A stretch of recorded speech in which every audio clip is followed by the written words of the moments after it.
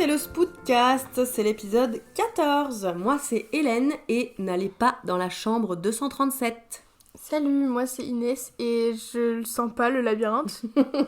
Aujourd'hui on va parler de The Shining. Spoiler alerte, on va spoiler. Donc allez voir le film avant, surtout qu'il est vraiment super. Alors, The Shining est sorti en 1980, j'étais pas née. Il a été réalisé par Stanley Kubrick. Au scénario, on retrouve aussi Stanley Kubrick et Diane Johnson, d'après l'œuvre de Stephen King. Encore lui. Les compositrices sont Wendy Carlos et Rachel Elkind, d'après la symphonie fantastique d'Hector Berlioz. Au casting, on retrouve Jack Nicholson, Shelley Duvall, Danny Lloyd et Scatman Crothers. Les fun facts. Stephen King affirmait à la fois adorer et détester l'adaptation de ce roman faite par Kubrick, le scénario du film trahissant selon lui l'esprit de son livre et les thèmes majeurs qu'il y aborde. Stephen King refuse donc d'apparaître au générique final du film, car pour lui le thème le plus important du livre est qu'un bon père peut se transformer en un monstre par l'abus d'alcool. Plus tard, il dira même que le livre est en partie autobiographique, car il a eu lui-même des très gros problèmes d'alcoolisme. Et il y a quand même beaucoup de différences entre le livre et le film, donc il était pas fan. Il y a eu des grosses embrouilles entre eux par rapport à cette adaptation. Le tournage de près d'1 an est particulièrement difficile pour Shelley Duvall, qui joue la maman. Alors que Kubrick laisse une certaine latitude dans l'interprétation à Jack Nicholson, Shelley Duvall doit répéter de 40 à 50 fois la même scène. Plus tard, Shelley Duvall dira « Ce fut une expérience formidable, mais si cela était à refaire, je n'accepterais pas le rôle », ce qui est un euphémisme pour dire « j'ai été maltraitée ». Plus que tout autre film, Shining va consolider la réputation de mégalomane perfectionniste du réalisateur Stanley Kubrick. Pendant tout le tournage du film, Kubrick ne révéla jamais à Danny qu'il s'agissait d'un film d'horreur, pour que le jeune acteur, encore âgé de 6 ans à l'époque, ne soit pas déstabilisé par l'horrible scénario. Danny ne découvrit la teneur du film que lorsqu'il le visionna pour la première fois à l'âge de 10 ou 11 ans. À l'instar de son précédent film, 2001 Odyssée de l'espace, Kubrick considère les décors comme un personnage à part entière dont le rôle est d'atténuer l'importance de l'être humain prisonnier de son destin et de ses pulsions. Pour ce faire, il y porte une attention particulière, si bien qu'il y consacre une grande partie de son budget, 19 millions de dollars. Pour ce film, Stanley Kubrick voulait des mouvements de caméra en continu, fluides et pouvant quelquefois même raser les murs ou coller au plus près du sol, notamment pour les scènes complexes. Pour ce faire, l'opérateur Garrett Brown manipulera des caméras montées sur Steadicam, un système stabilisateur de prise de vue portatif, fixé via un harnais muni de contrepoids. C'est lui qui a inventé ça en fait, et après ça a été réutilisé, c'est toujours réutilisé aujourd'hui, et ça ressemble à ça. Pour l'audio description, je montre à Inès un Steadicammer. Shining rencontre initialement un accueil critique mitigé lors de sa sortie aux États-Unis. Le film va même jusqu'à être nommé à 2 reprises à la première cérémonie des Razzie Awards dans les catégories pire actrice pour Shelley Duvall et pire réalisateur pour Stanley Kubrick. Ah ! Pas sympa. Bah pourquoi ? Eh ben parce qu'à l'époque c'était mal compris, j'imagine. Au fil des années cependant, les réactions critiques deviennent plus positives. Depuis, le film est considéré comme l'un des meilleurs films d'horreur jamais réalisés. En 2001, il est classé 29e de la liste des 100 films les plus angoissants de l'American Film Institute. Et en 2003, le personnage de Jack Torrance est nommé 25e plus grand méchant ever. Le 31 mars 2022, les Razzie Awards décident d'annuler la nomination de Shelley Duvall au motif que, je cite, « Nous avons depuis découvert que la performance de Shelley Duvall a été affectée par la façon dont Stanley Kubrick l'a traitée tout au long de la production. Nous aimerions profiter de cette occasion pour annuler cette nomination. » Sympa. Enfin, sympa et en même temps vrai.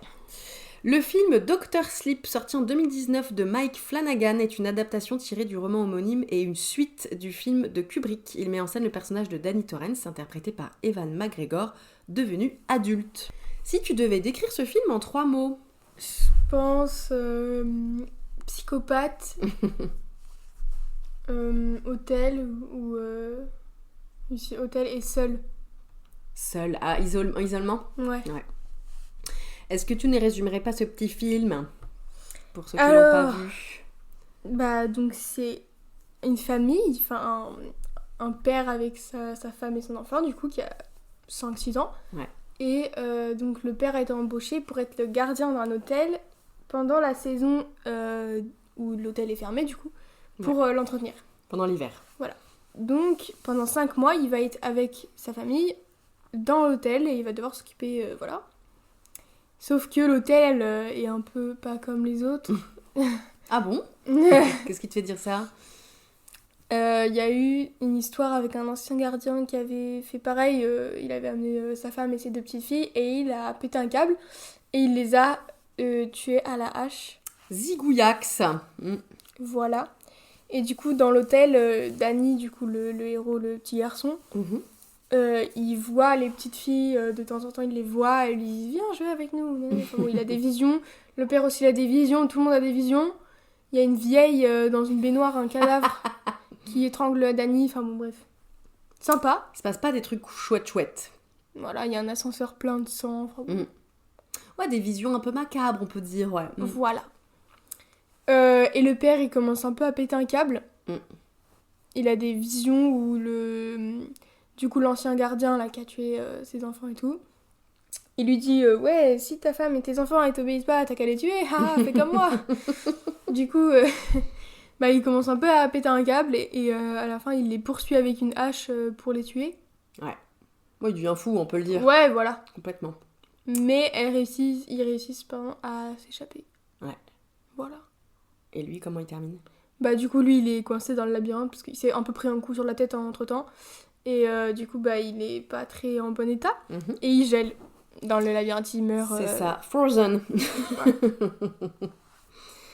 Tout à fait, parce que donc oui, on n'a pas dit, mais il y avait un grand labyrinthe, genre jardin, à l'extérieur juste de l'hôtel. Voilà.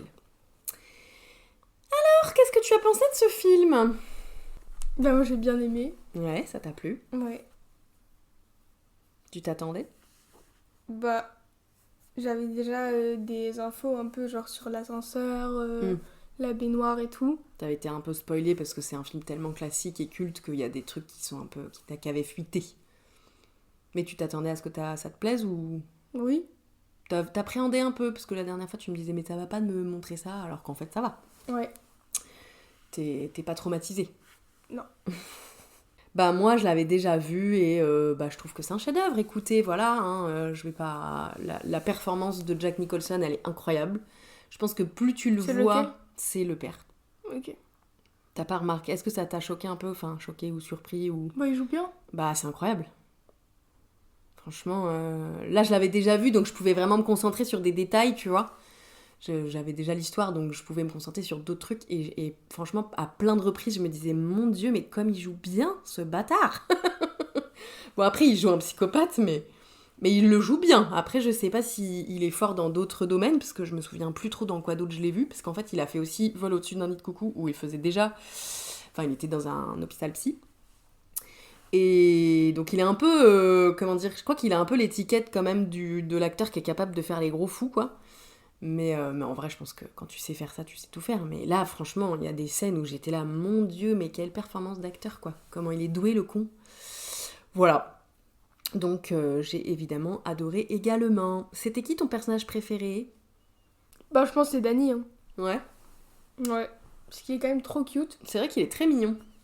Et il est vachement intelligent, tu vois. Genre, Ouais. enfin, voilà. Pourquoi tu dis ça? Parce que dans la scène du labyrinthe, où il fuit son père, Ouais. et bah il voit, vu qu'il neige, mais son père il est en mode. Il le suit, genre avec les traces de pas. Eh oui. Et du coup, Danny, Big Brain, il fait demi-tour sur ses traces de pas. Eh oui. Et après, il tourne en effaçant, genre. Il Ouais. est trop intelligent. Et Quoi. comme ça, il arrive à s'échapper. Et ouais. C'est vrai qu'il est trop fort. Moi, mon personnage préféré, Danny aussi, et puis je vais dire Dick Hallorann, le cuistot qui vient les aider à la fin. Parce qu'en fait, donc on n'a pas expliqué The Shining quand même à la base. Ah, j'avoue. C'est que c'est un espèce de pouvoir de télépathie, de vision. Que Du coup, Danny, il a. Voilà, que Danny il a, et que Dick Hallorann, le cuistot qui bosse dans l'hôtel, il a aussi. Donc ils arrivent à communiquer et en fait à aussi se montrer des choses. Et à un moment donné, quand ça commence à devenir vraiment pas cool à l'hôtel, Dick il reçoit, il capte en fait des visions de Danny et il fait oula, c'est en train de partir en cacahuète, je vais y aller. Et du coup, faut savoir qu'il est quand même en Floride, lui, à ce moment-là, donc pas du tout à côté. Donc il reprend un avion et il va les aider. Enfin, voilà, il essaye d'aller les sauver, quoi. Bah, ça À ses risques et périls, car il décède d'un coup de hache dans la poitrine. En même pas 2 minutes dans l'hôtel. Voilà, Là, c'est le seul. Il y a quelqu'un, et hop là. C'est le seul qui se fait buter d'ailleurs par Jack finalement. Mais grâce à lui, en fait, la mère et l'enfant peuvent se sauver. Donc c'est quand même grâce à lui. Parce que du coup, il a amené la voiture. Voilà. Bah, puis il a détourné l'attention de Jack au moment où il était en train d'essayer de buter sa femme.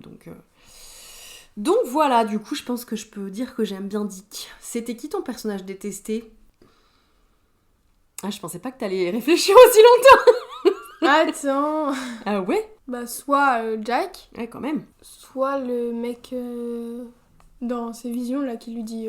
c'est un peu à cause de lui qu'il devient fou, quoi. Ah, tu crois ?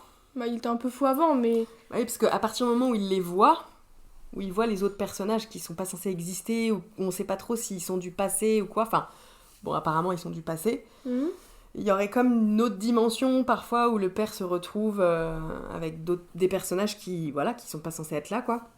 Donc on sait pas si c'est une autre dimension ou s'il est dans le passé, enfin bon, c'est un peu confus, ou si c'est juste dans sa tête aussi, on sait pas, hein. Ça se trouve juste il est en train de péter un gros câble. Et c'est juste, il est fou et il voit des trucs, quoi. Et il voit des gens. Ouais. Après, bon, il voit des gens spécifiques, quand même, dont on a déjà entendu parler. Genre, Grady, effectivement, c'était censé être le gars qui a buté sa famille avant. Mais, en même temps, là, il a pas ce rôle-là.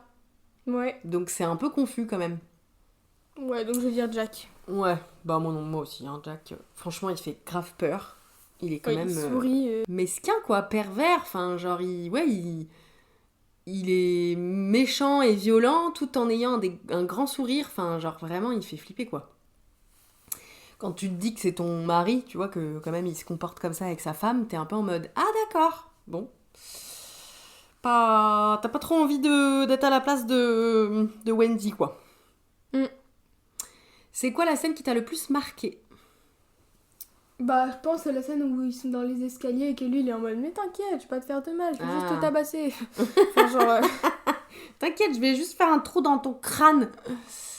Et ouais, où elle est en train de... En fait, elle est en arrière, elle recule, elle remonte l'escalier, et lui, il la poursuit, entre guillemets, même si c'est pas du tout une course-poursuite, parce qu'ils sont à 2 à l'heure. Mais genre, lui, il avance, et elle a une batte de baseball. Ouais. Pourquoi c'est la scène qui t'a le plus marqué ?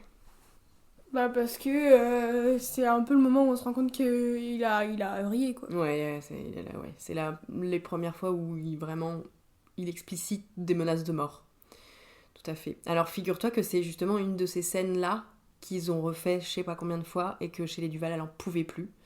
Et ça se voit, du coup, mais ça c'est se bien. voit. Bah, c'est bien. Bah, je pense que du coup, Stanley Kubrick et plein de réalisateurs de l'époque faisaient ça en se disant bah, je vais obtenir ce que je veux dans le jeu de l'actrice. Comme elle est vraiment au bout du roule, en vrai, et bah du coup, bah ça va se voir. Sauf que bah quand t'es acteur, t'es censé pouvoir jouer le bout du roule et t'es pas censé pouvoir... Enfin, t'es pas censé harceler ton actrice pour obtenir ce que tu veux, tu vois ce que je veux dire ? Parce que là, genre faire cette scène-là 50 fois, où elle est censée pleurer en plus. Donc en fait, t'imagines toute la journée, t'es censé faire... Enfin, elle devait avoir mal au crâne, la pauvre. Ça devait être horrible, quoi. Moi, la scène qui m'a le plus marquée... Bon, je dirais que c'est la scène de la chambre 237, hein, quand même. Mais y a rien. Bah si, il y a quand même un cadavre dans la salle de bain. Mais ça fait pas peur. Ben... Genre, moi, je m'attendais grave à ce qu'il y ait un truc bien flippant, où que la vieille, elle l'attaque, elle a rien fait. Bah, elle rigole, quoi. Après, la scène où elle étrangle le gamin, on la voit pas, hein. Bah ouais, justement, y a rien, genre, on voit pas. Ouais, mais on se doute, quoi.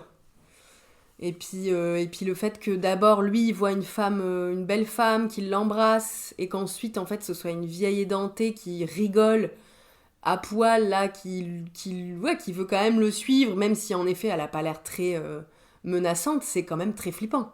Genre, imagine, toi, tu vas dans ta salle de bain, et il y a un cadavre de vieille femme qui rigole. Non, en fait, j'ai pas envie.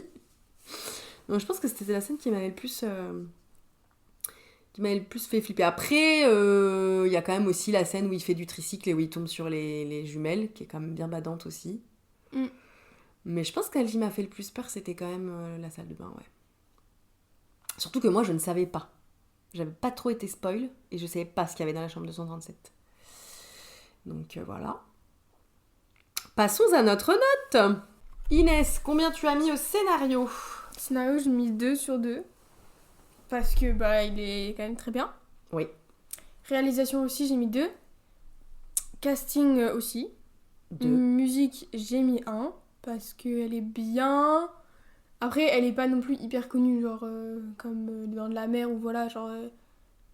Elle est bien, mais il y a aussi des moments où je trouve elle allait pas avec le truc. Mm-hmm.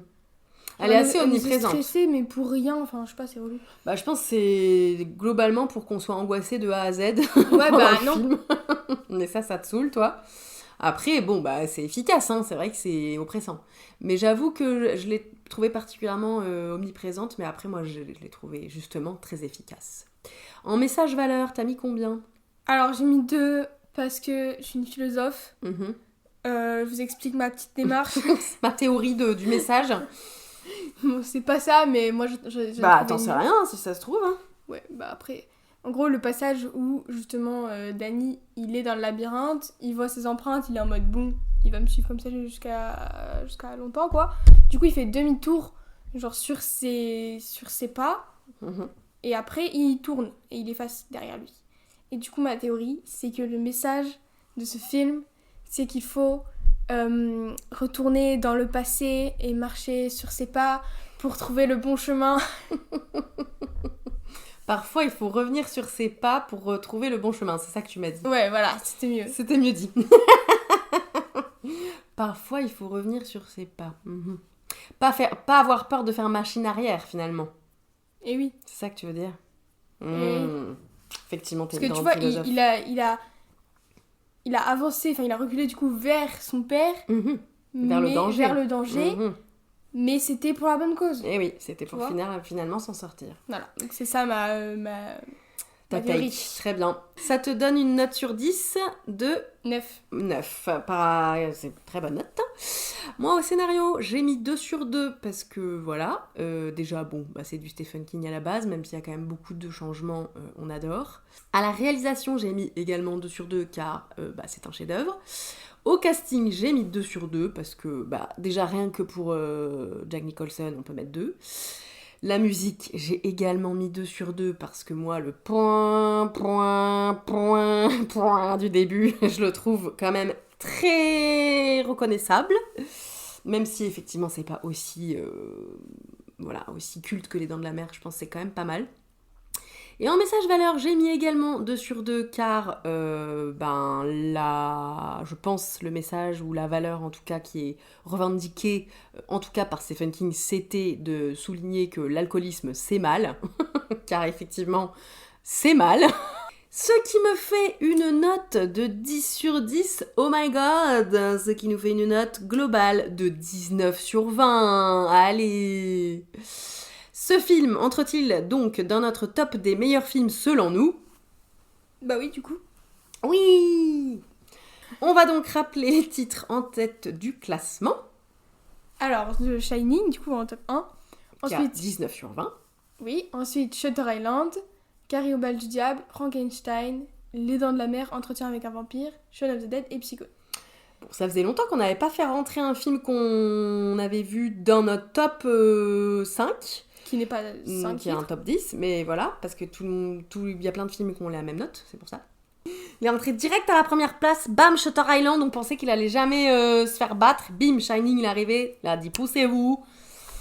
Bon, en même temps, c'est un chef-d'œuvre, voilà, on va pas le redire 50 fois, c'est un chef-d'œuvre. Le flipomètre. Le méchant de ce film entre-t-il dans notre top 5 des pires méchants ever ? Oui. Oui. Pour nous deux. Eh oui. Alors vas-y, donne ton top 5, toi. Alors moi, c'est La chose de... Carpenter. Voilà. Ensuite, le xénomorphe, Freddy Krueger, direct l'hôtel. L'hôtel Overlook. Ouais, et ensuite The Beast. Dans Split. Donc il est en top 4. Et ouais, moi j'ai The Thing aussi comme toi et le xénomorphe aussi comme toi en 1 et 2. Ensuite j'ai le requin des Dents de la Mer. Ah, toi il est plus le requin. Non, il est parti. Il est parti. Moi ensuite j'ai Freddy Krueger comme toi. Et en 5e j'ai l'hôtel Overlook. Parce qu'on a décidé que c'était lui le méchant du film, en vrai. Bon, je pense qu'on peut quand même considérer que c'est l'hôtel qui possède un peu Jack, quoi. Et les autres personnages. Est-ce qu'on a des recos en lien avec ce film à recommander à nos auditorices? Moi, je recommande le film Ready Player One. Parce que du coup, il y a des références à Shining dedans. Tout à fait. Voilà, et en plus, c'est un bon film, donc voilà. Je crois que c'est Steven Spielberg qui a fait ce film, hein, donc on peut dire que c'est un bon film. Enfin, c'est pas parce que c'est lui qui l'a fait d'ailleurs, mais en l'occurrence, ça avait pas hyper bien marché d'ailleurs. Mais si, moi j'aime bien ce film, et effectivement, il y a des grosses... En fait, c'est un gars qui joue à des... Enfin, il y a une réalité virtuelle qui est un peu ludique, quoi, c'est des jeux, comme des jeux vidéo. Ouais. Et ils peuvent gagner des trucs pour améliorer un peu leur vie de merde, parce que dans la vraie vie, ils sont quand même un peu tous pauvres. Et en fait, dans les jeux, il y a des refs à la pop culture, et notamment, à un moment donné, il y a une ref, effectivement, enfin plein de refs, à The Shining, et c'est pour ça que du coup, tu savais déjà plein de trucs. Moi, je recommande Orange Mécanique, qui est un autre film de Stanley Kubrick, et qui est vraiment extrêmement violent. Je le déconseille aux âmes sensibles. Donc toi tu fais des recos, mais tu les déconseilles. Pour ceux qui ont le cœur bien accroché, parce que Orange Mécanique, c'est pas facile à regarder. Tu peux regarder moi? Non. D'accord. Je te le montrerai jamais, je pense. D'accord. Si jamais un jour tu veux le regarder, ça sera sans moi. Voilà. Dans le prochain épisode, je te propose de regarder Evil Dead 2, qui est sorti 6 ans après le 1. Les deux sont considérés comme des films cultes, mais le 2, en fait, c'est un peu comme un reboot du 1. Genre, ils ont plus de moyens et plus de techniques, je pense. Et du coup, ils ont refait un peu, pas le même film, parce que c'est pas tout à fait le même film, mais en gros, si j'ai bien compris, c'est quand même un peu la même chose, sauf que c'est mieux fait dans le 2, parce que c'est 6 ans plus tard. Donc au départ je m'étais dit qu'on regarderait les deux, et puis après je me suis dit que peut-être fallait que je t'épargne parce que c'est gore. Donc si on regarde déjà juste le 2, ça sera déjà pas mal. Ok. Est-ce que t'as déjà des infos sur ce film? Ou pas du tout? Il a gagné le Grand Prix du Festival de Paris du film fantastique en 1987. Car c'est écrit sur l'affiche, oui. Non mais ça te dit rien, Evil Dead? Non. Enfin en fait j'en ai entendu parler. Par moi probablement. Non.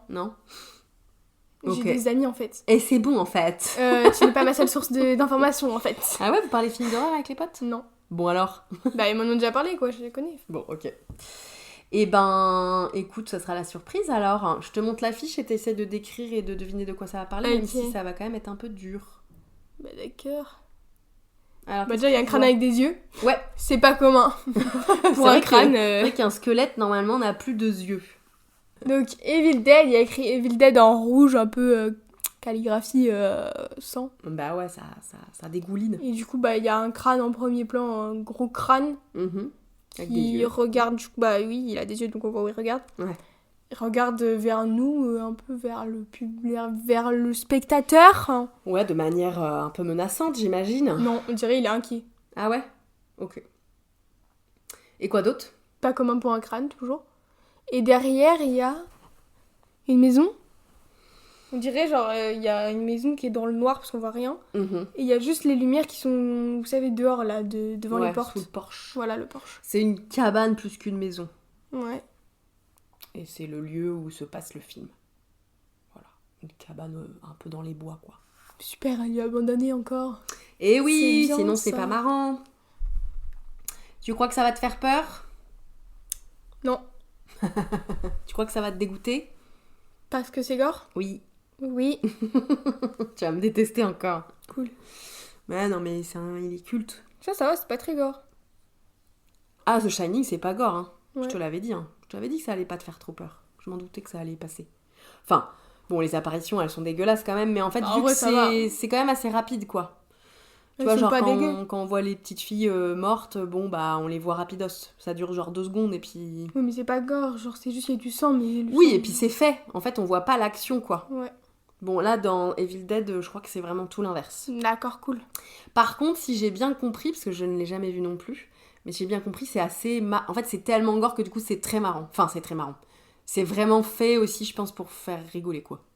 Il y a que toi qui rigole. Non, mais là, pour le coup, je crois que c'est un peu le but aussi, tu vois. Peut-être c'était pas le but de Sam Raimi, mais Enfin, quoi que si, peut-être, j'en sais rien en fait.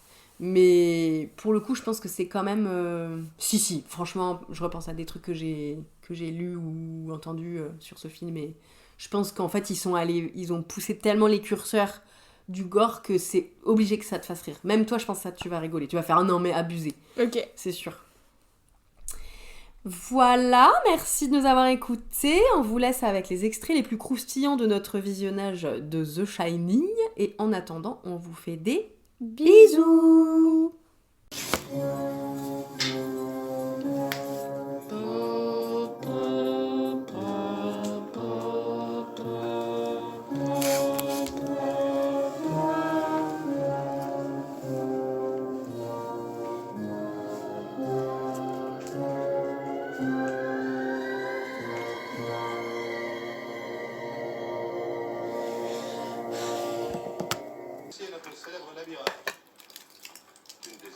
De la région. Il va y avoir un truc dans le labyrinthe, c'est sûr. Les pièces sont probablement aussi anciennes que l'hôtel. C'est très amusant. Je me garderai bien d'y entrer, à moins d'avoir une heure à perdre pour trouver la sortie. Comme toi, tu as cru sans doute que tu étais le seul. Mais d'autres en ce pouvoir croient que la plupart l'ignorent ou ne veulent pas y croire. Elle lui a parlé en mode télépathie. Oui. Toutes les fois que je suis ici et que tu m'entends taper, ou que tu ne m'entends pas taper, quoi que je sois en train de foutre ici, quand je suis ici, ça veut dire que je travaille. Ça veut dire n'entre pas. Tu crois que tu peux te mettre ça dans la tête? Oui. Bien. Pourquoi ne pas commencer tout de suite et foutre le camp d'ici? Bah sympa. D'accord. Un homme charmant. Mais il fait peur.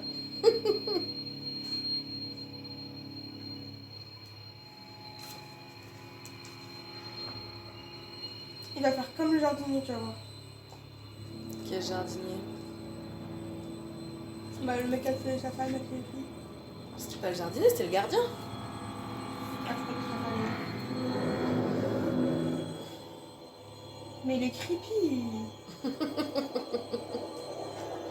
Viens d'abord me voir un petit peu.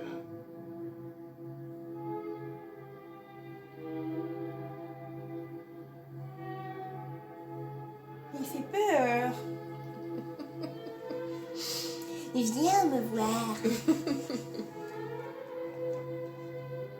Viens me voir, Thierry.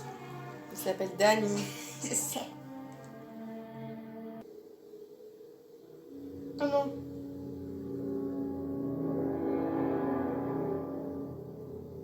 C'est quelle chambre? 237. Oh là là là. J'ai rêvé que je vous tuais, toi et Danny. Bah d'accord. Mais je... C'est toi qui lui as fait ça? Hein? Comment tu as pu? Comment tu as pu? Il s'est fait ça dans la chambre 237. Peut-être bas. Mais lui il va péter un câble, hein, il va tous les tuer. Hein. C'est qui? Je la connais pas. Non.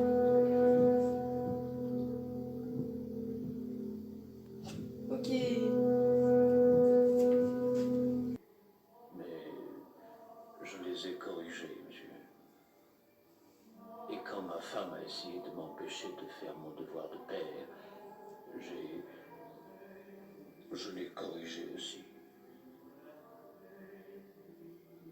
Donc il est en train de lui dire tue ta femme et ton enfant, t'inquiète. Moi je l'ai fait, ça s'est hyper bien fini. Cesse de faire des conneries. Donne-moi la batte. Donne-moi la batte. Donne-moi la batte. Tiens. Voilà.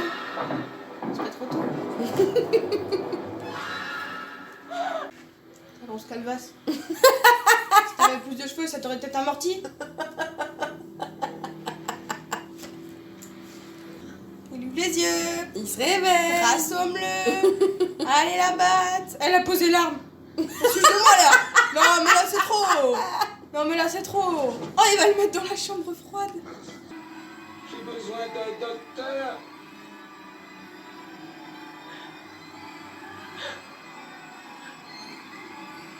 Si elle lui rouvre, je la frappe. Ma chérie. Ne reste pas ici.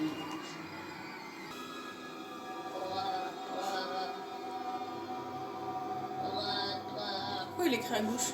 Genre en mode de Arbès.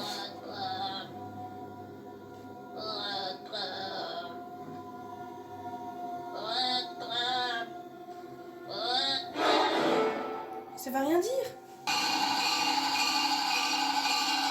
Ah, c'est bien merdeux. Oh, il a une hache. Il y a quelqu'un?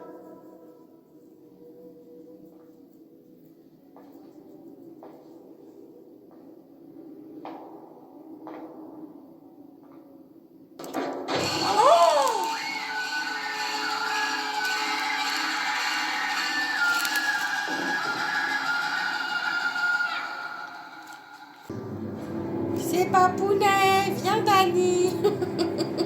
Il a pété un gros câble. Ah bah voilà, le labyrinthe. Plus ce qui manquait, bah oui.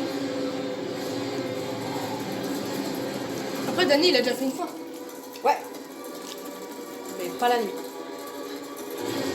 Et pas enneigé. Et pas paniqué parce qu'il y a ton père qui te court après avec une hache.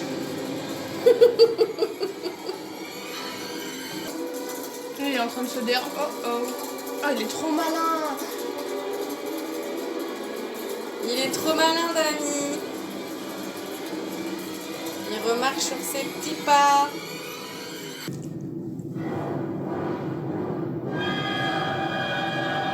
Ferme la porte. Je sais pas. C'est peut-être une bonne idée comme t'as ça. Ferme la porte. T'as des milliers de litres de sang qui arrivent sur toi. Peut-être faut se barrer. Je sais pas. Ça me paraît être une bonne idée. On est trop fort en rime. Ouais. On devrait écrire un son. On devrait poser un 16. Voilà, t'as perdu. Ah. Un enfant de 6 ans est plus intelligent que toi. Bah non, Dani. Mais fermez vos gueules, il va vous entendre. Elle a wesh. lâché le couteau. Elle a lâché son arme. Mais c'est Dani. Ok, allez, barrez-vous. Barrez-vous.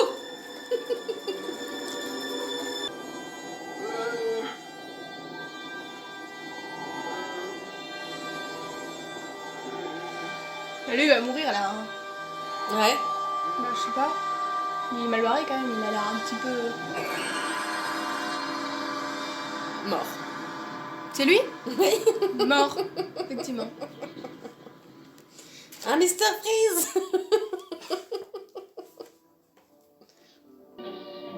Ça se passe en 78, hein, l'action. Donc le mec. Waouh, j'ai pas compris. Wow. Attends, donc. Le frérot. Il est sur une genre, il est photo sur une photo qui est vieille. de 1921. Oui. Il est revenu pour garder l'hôtel, genre. Il est mort. Il est censé être mort, le mec. Bah, en tout cas, il est pas censé avoir la même tête en 1921 en 1978. Bah, ouais. On est d'accord. C'est pour ça, l'autre, il lui a dit c'est toujours où, ça a toujours été où. Maybe. Débrief de fin de film. Bah, c'est bien. Ça t'a plu? Hein? Ça t'a plu ou ça t'a pas plu? Ça t'a plu? Ouais. Ça t'a fait peur? En fait, genre, c'est pas le mec qui me fait peur, mais c'est les apparitions là. Mm. Genre quand il y a les petites filles ou la dame dans le bain là. Genre. Mm. Mais après, lui en soi, il me fait pas peur. Genre. Mm. Le mec avec l'âge. Je t'avais dit, ça faisait pas tant peur. Oui, ça va en fait. Tu vois que je te fais pas regarder des trucs que tu peux pas regarder. Je suis traumatisée. Mais par Paye-moi plus- le psy en fait.